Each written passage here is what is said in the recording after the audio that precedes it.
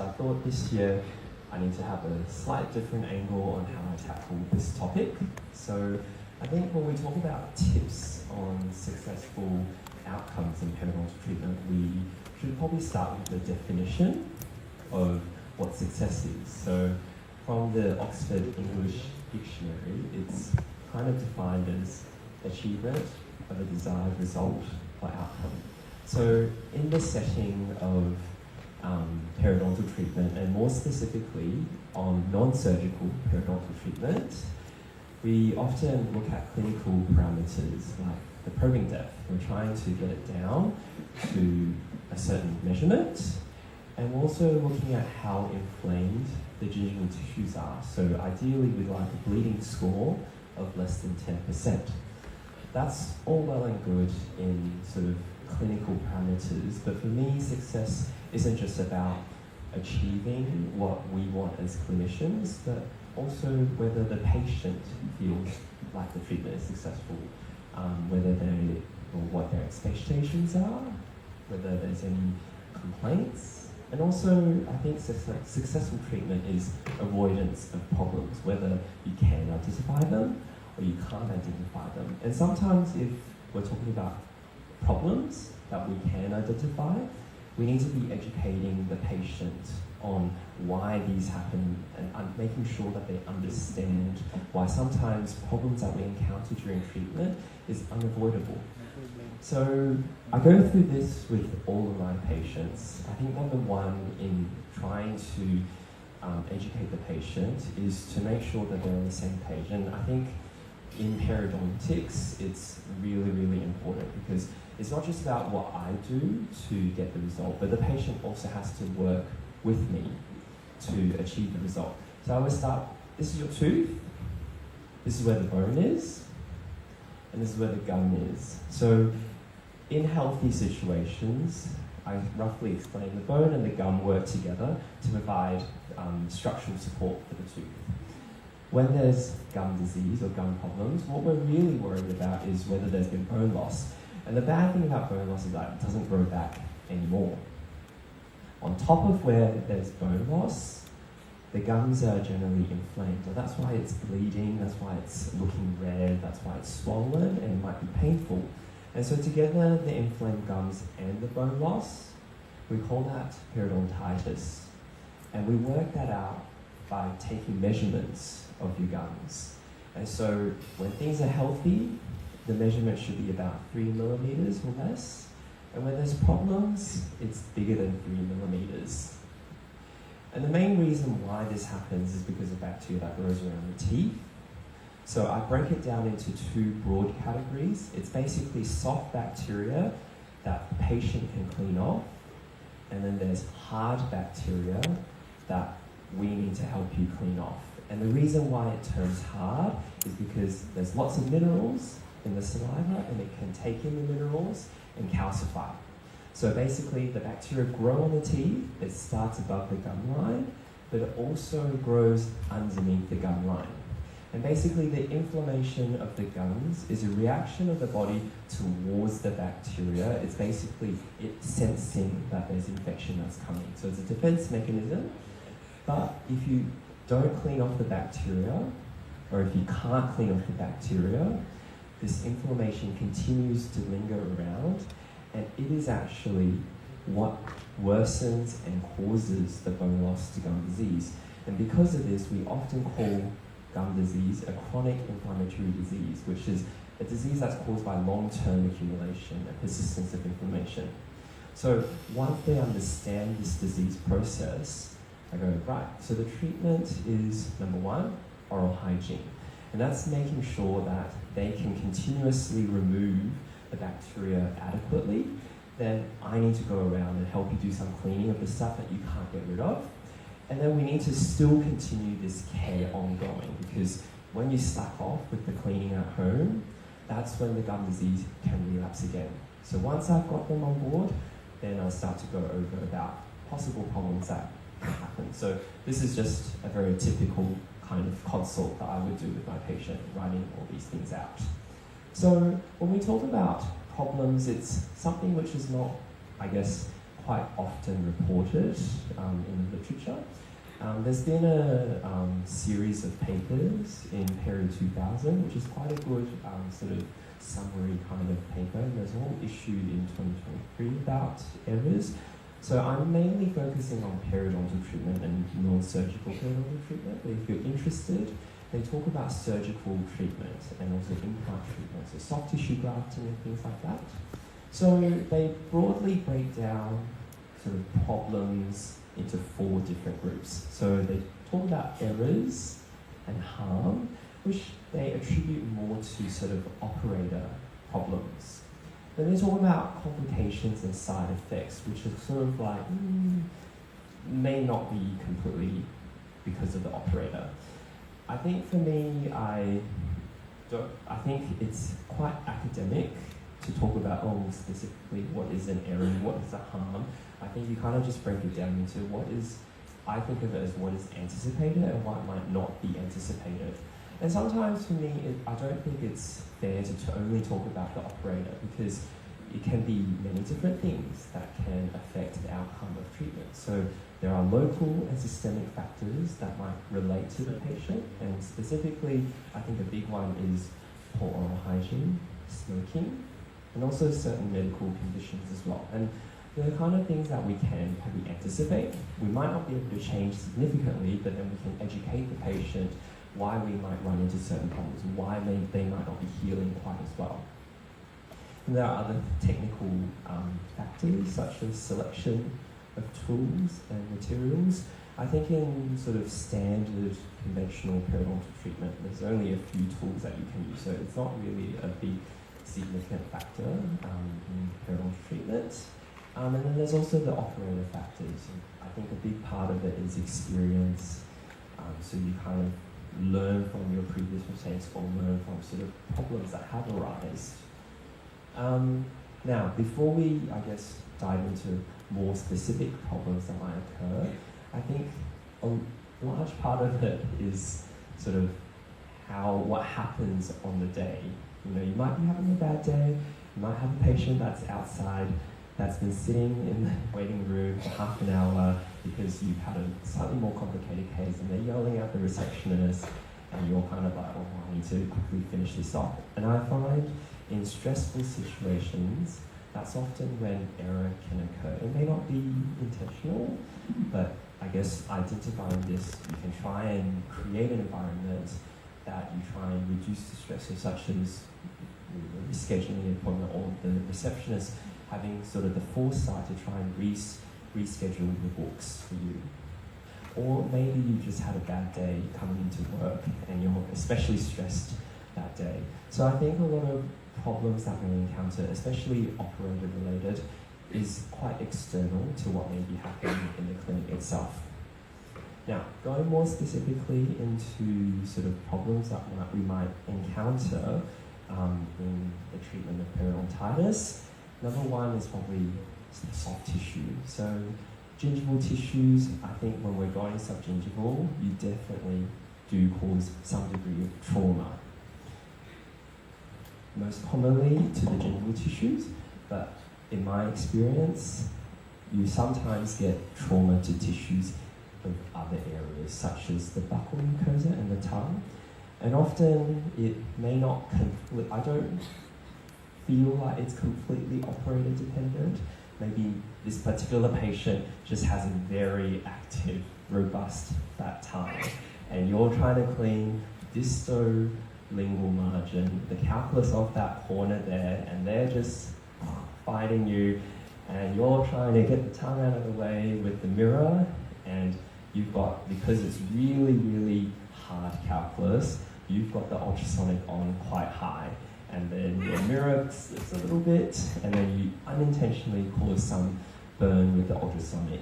So I find that's happened to me a few times, and so now I'm just very, very cautious of making sure that I get the assistant to help me. So in some ways, this is kind of things that I've learned over my practicing years as well.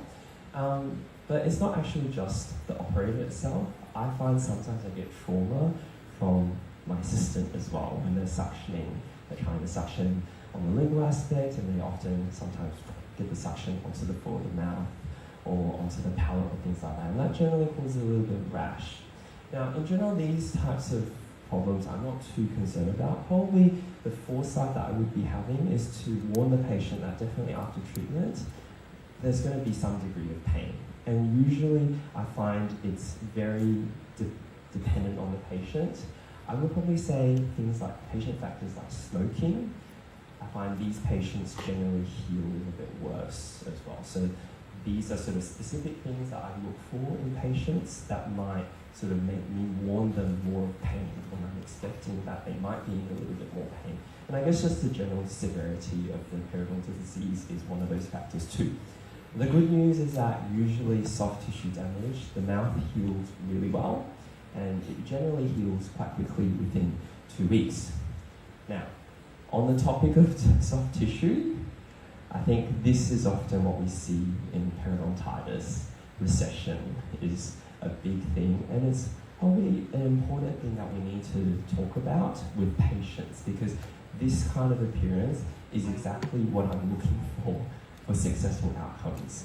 And it goes back to how I explain sort of the effects of treatment with the patient as well. So I go, look, we need to make these measurements, and in these areas there are problems because you've got a 7 millimeter and we're actually looking for it to be a 3 millimeter. And usually I'll go, okay, we're going to remeasure, and the goal is to get to 3 millimeters. Like, oh, okay, so the bone grows back. I'm like, no, the gum changes. So what happens is there's a reduction of inflammation, and that's what causes the reduction in the probing depth. So I would say in periodontal disease, treatment of it, you will inevitably cause gingival recession, and unfortunately when you have that happens quite severely, severe periodontal disease at the anterior teeth, at the front teeth, you tend to get quite significant recession. Now, there are a few things that we can try and do to address it later on, but I find a lot of patients who get very hung up about this.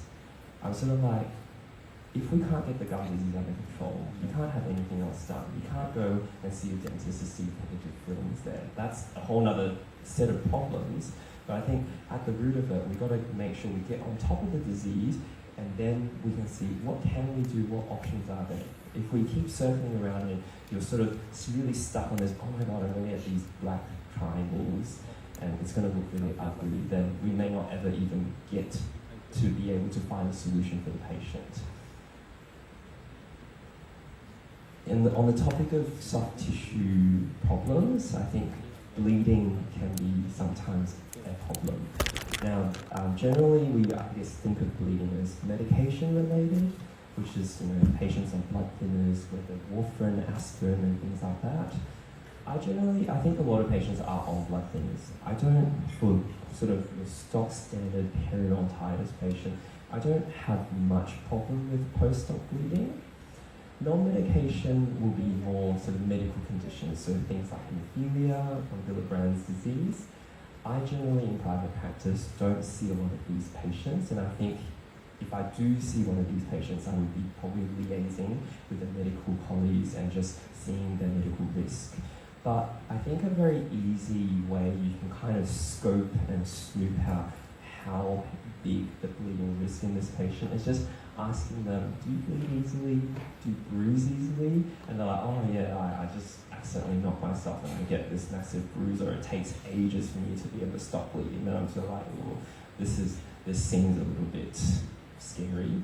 Or maybe it might change how I approach treatment. Instead of doing a half mouth, I might then go, let's do just a quadrant and just see how you go, because inevitably you change and you reduce the surface area where it could be bleeding from. So you try and do a little bit less, but just it'll take a little bit longer.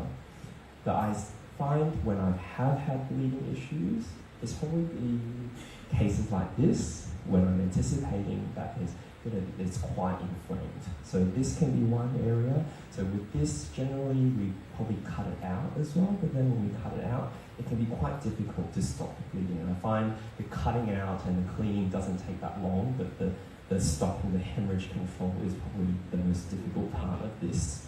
Or we have cases like this where I'm anticipating that I'm going to get lots of bleeding. So in these patients, I think patient education is extremely important because when they're in the chair, that's something you can manage. But when you go home, sometimes they could bleed even after you stopped the bleeding in the first place. And I think a lot of the times, the patient themselves are able to stop the bleeding if you just teach them what they should be looking for. So generally, I think number one, patients freak out when they see a lot of blood when they go home. So I always tell them, number one, stay calm, don't stress. If you see a lot of blood or lots of blood clots, just get a clean piece of gauze and wipe all of the blood away, okay? Wipe it away and you have a look. Have a look at where, if there's any active sites of bleeding. So really look for, so example, if I'm on the left photo, obviously the most obvious area that could be bleeding is from that point. So you have a look at the gingival margin and see if there's actually seepage. If there is, then compression. And not just compression for 5 minutes, a good compression for like half an hour to 1 hour. So I often tell them, you want to really pinch and make sure they pinch on the pink and not pinch on the white. So they often pinch on the teeth and think that that's enough, or maybe because they're pinching on the gum, that, oh, it's a little bit sore. So I might know, pinch on the gum, and I will show it to them on the side that's not numb. And this is how hard you need to pinch, and your arm's going to get tired, so make sure you use your other hand to support the hand, and just hold that there for a good half an hour. And generally, I don't have a lot of problems with patients calling me up with bleeding issues. And I think that is also, for me, a sign of success when you're not interrupted in your daily life with complications. Then we move on to hard tissue problems. So the main thing that we're concerned about from the literature is probably surface area roughness. And there's a lot of research looking into what's the effect of scaling on different restorative materials on the tooth surface as well. I think for me, I'm not really that concerned about it. And also, is there a difference between hand scaler or ultrasonics? Generally, on tooth surfaces, we kind of quote, every stroke of the curette you could be removing between 7 microns to 20 microns of dentin.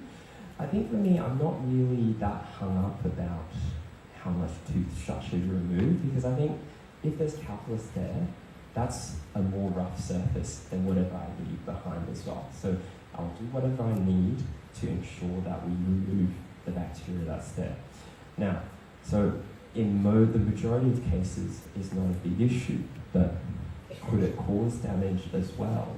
And yes, it totally can. And this is, I guess, one extreme case where scaling has caused significant tooth damage. And we'll come back to this a little bit later as well. So these are, I guess, a little bit more rare problems. So instrument breakage. So that doesn't look terribly difficult to fix up. That doesn't look terribly difficult to fix up either. Might need a little bit of open flap to access that. But I think this one takes the cake. This one looks quite significant in the sinus over there. So I wasn't aware that this was a thing or it could happen.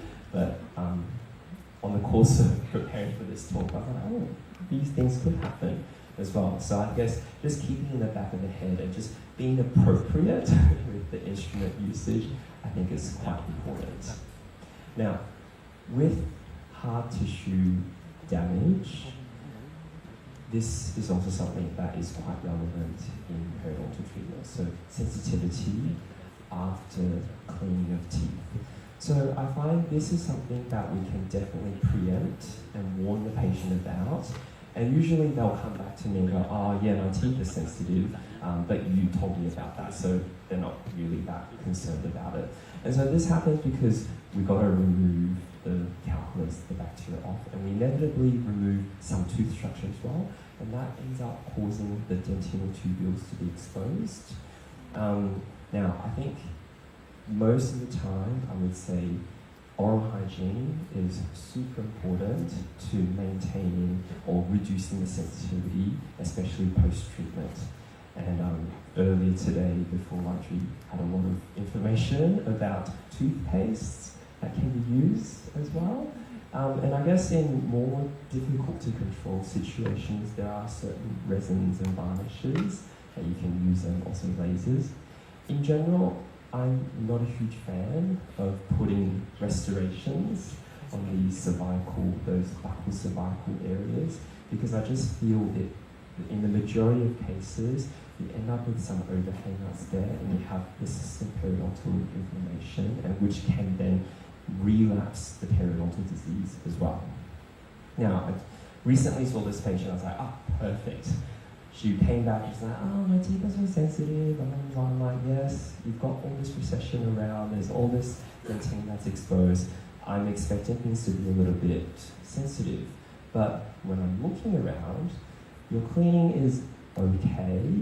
It's not the best, because what's going on here? What's all that plaque there at the gingival margins? And then there's also calculus, which is very specific, only around the lower two front teeth there. And she's like, I just grow calculus there really, really easily. And I'm like, I don't know. Why is it only on those two teeth there? Why is it not on the other one? So to me, when it's very local like that, it's not really something that's systemic. Like, I wouldn't be like, this just happens to you because you just build calculus really easily.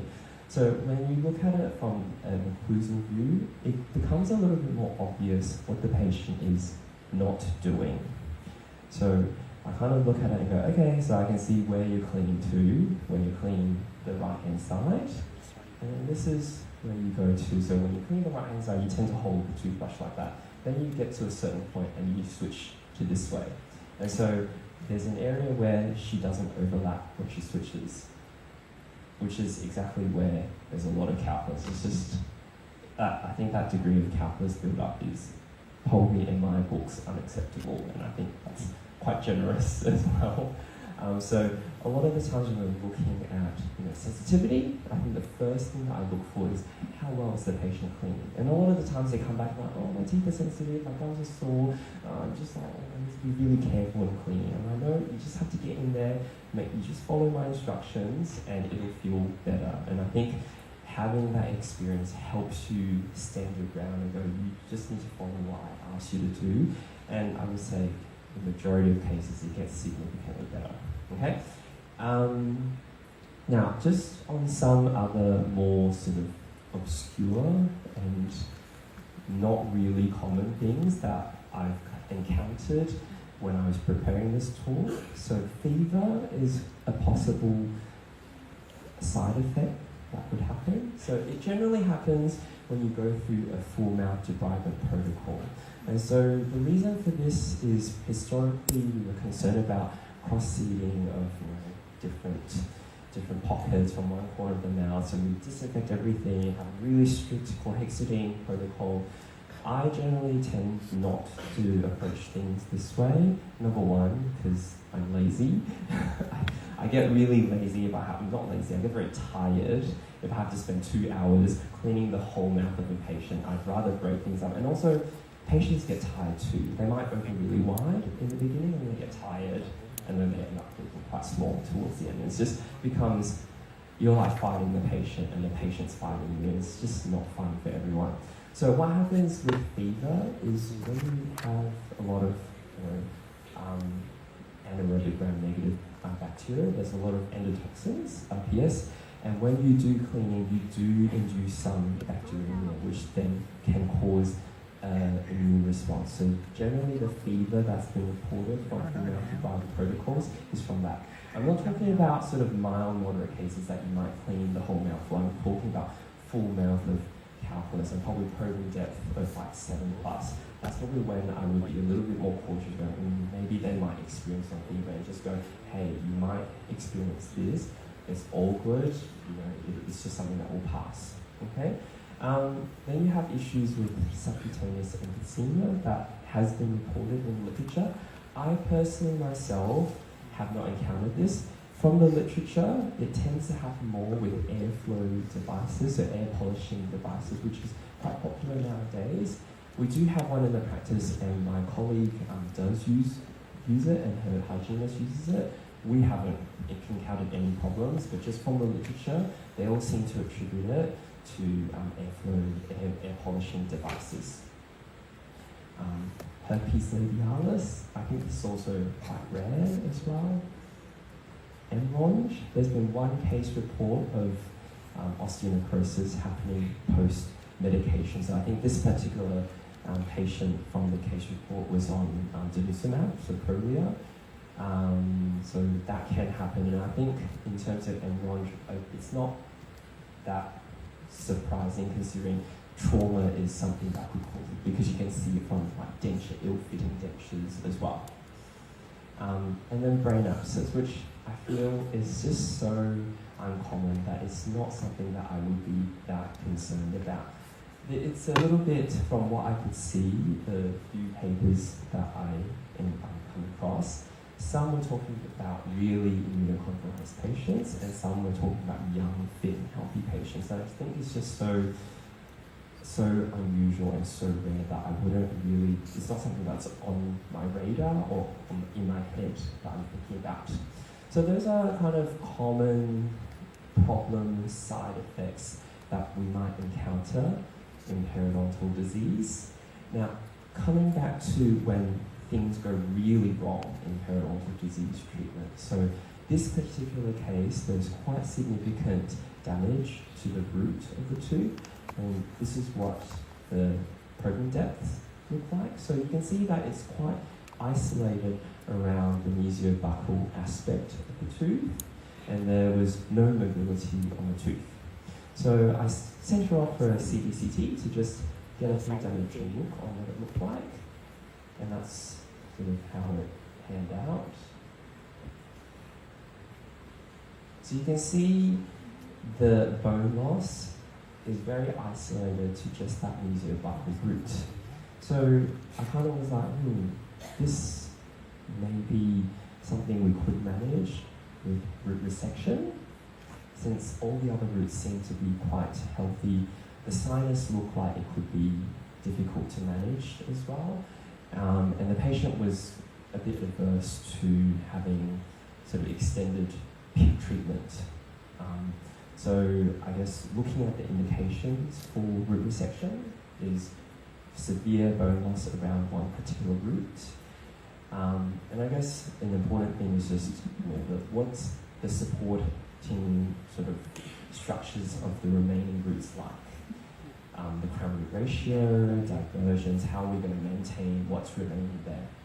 So looking at the literature, the success of root resections is quite variable depending on who you quote. So it could be as high, the failure could be as low as 7% over 10 years to up to 38%. And I think it's very difficult to draw a generalized response or generalized conclusion from the studies, because every study might have a different root that they're resecting. So generally, I think if you can have good health, the better condition the remaining roots are, the better the outcome. Now, generally, the failure of root resection is still due to root fracture, so that's probably from the occlusal problems. Root caries is a problem, endodontic complications is also a problem, and also really relapse of periodontal disease of the remaining roots as well. So in this particular case, this is what it looked like. I'm very fortunate to be working with the endodontist as well, so I got the endodontist to, hey, can you do some endo on the tooth? And then with the ND root, he cleaned it out as well and put some sealing material in there. And so then I went in and did a root resection for the patient. It was done probably a month or two ago, so I don't have any more recent follow-up on the tooth. And I guess with these kinds of patients, you just have to take it one step at a time and just sort of see how things pan out, okay? So I guess that's one of those cases that I sort of like, this is an unexpected, probably operator-related problem, and I think in these cases it's important to try and help the patient remedy the problem, whoever caused the problem. So I guess my take-home message is, problems happen with treatment. because that's just part of treatment. You encounter problems as part of treatment. So a lot of the times we can anticipate problems that are going to happen. So I think it's important to have this discussion with the patient so they understand, and we set and manage their expectations. Mistakes can happen. It's not great. And I think the important thing is, we're all human, but we should learn from our mistakes and make sure that we can help the patient remedy the mistakes, and also to rectify and not commit the mistake again. So I think the important thing in terms of problems and mistakes and errors is, can they be anticipated or are they unexpected? I think it's important to sort of understand all these possible scenarios that could happen to help you achieve a successful outcome. Thank you, everyone, for listening to me. Yes, thank you, Dr. David Chen.